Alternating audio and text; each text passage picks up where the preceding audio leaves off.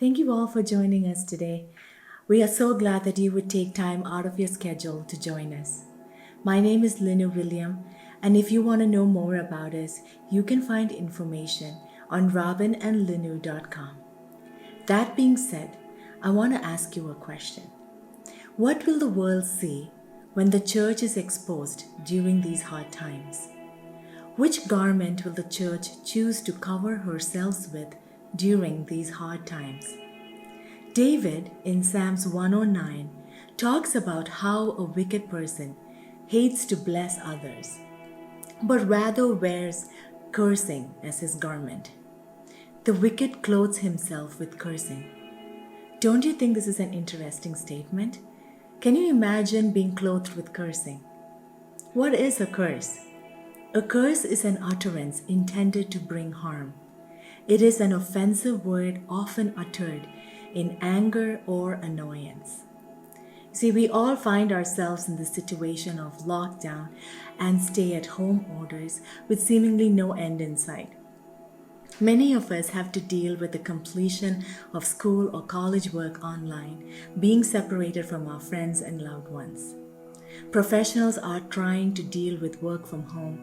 Parents are trying their best to keep their kids engaged while at the same time trying not to lose their sanity. Maybe even some married couples are having to deal with situations with their spouses instead of having the liberty of escaping to the outdoors or sweeping issues under the rug for another time. Do you guys relate to any one of these above mentioned scenarios? Do you find yourselves being pushed to your end limit, in a place where you are uttering words of curses or annoyance?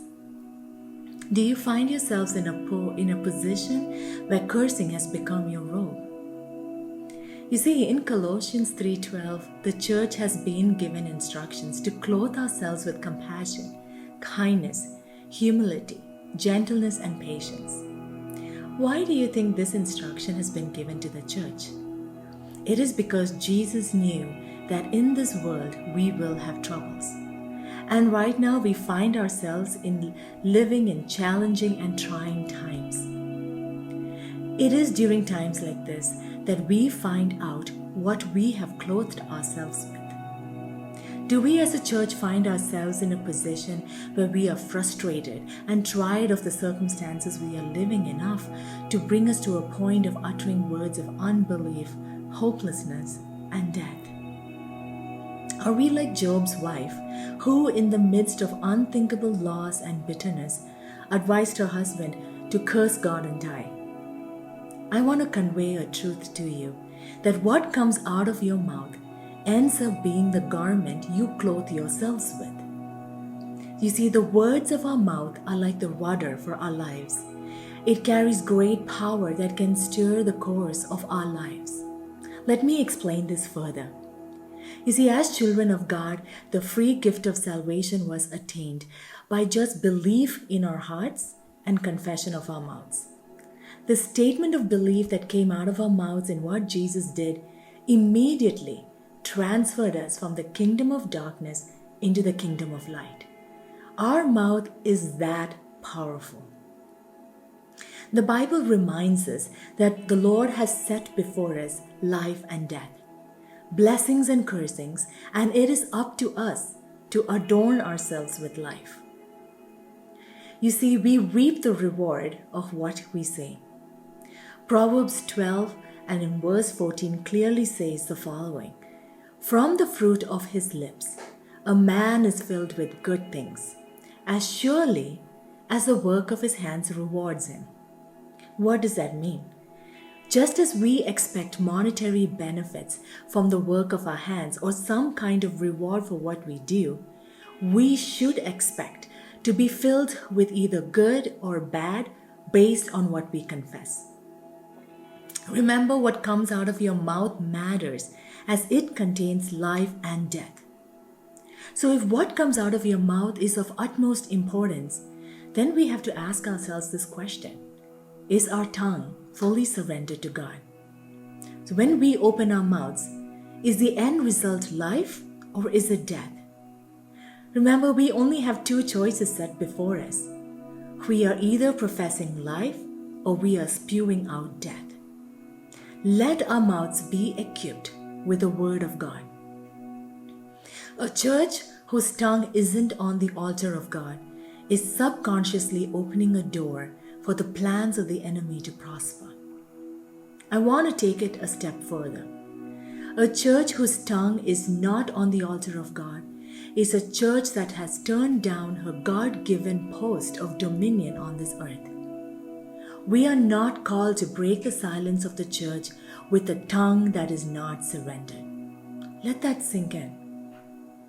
God has adorned the New Testament church with the rich garments of salvation and righteousness.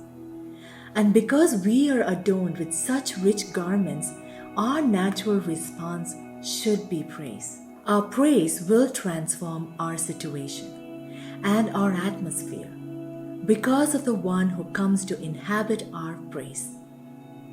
Our praise opens up our atmosphere to a supernatural habitation. The church is commanded to continually offer unto God a sacrificial praise, and it's mentioned in Hebrews 13 verses 15. Why is it called a sacrifice of praise? It is because our praise is not based on how well things go or on how good our circumstance is. Neither is it our quote-unquote reward we give to God for His obvious blessings. Rather, as you put on the garment of praise, you establish a stronghold against the enemy and you silence him. That's found in Psalms 8 verses 2. Listen carefully. The words of our mouth are the rudder of our lives. It carries great power and can steer the course of human life. I want to encourage you to not let the circumstances you are found in be made worse by what comes out of your mouth. I want to encourage you to clothe yourselves with a garment of praise and let your mouth be filled with the truth of His word. We are called to be priests and kings unto God, and let that which our mouth speaks be life. I hope this has blessed you. We'd love to hear from you, so please leave your comments, feedbacks or questions, and even prayer requests. Also, don't forget to subscribe to our channel to get notifications of our upcoming episodes. Remember, this is your day to break the silence.